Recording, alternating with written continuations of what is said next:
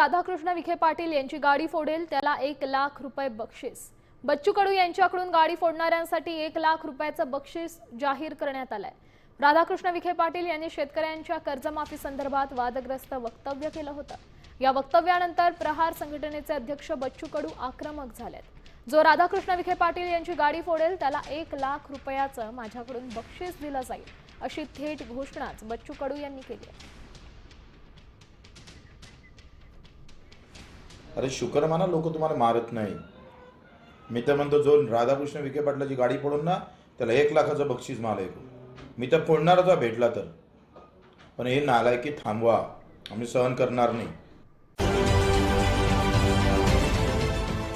देश विदेशातील प्रत्येक घडामोडींचे लाईव्ह अपडेट मिळवण्यासाठी आता साम टीव्हीच्या सर्व सोशल मीडिया प्लॅटफॉर्मला लाईक, फॉलो आणि सबस्क्राईब करा। तसंच सर्व नोटिफिकेशनसाठी बेल आयकॉन प्रेस करायला विसरू नका।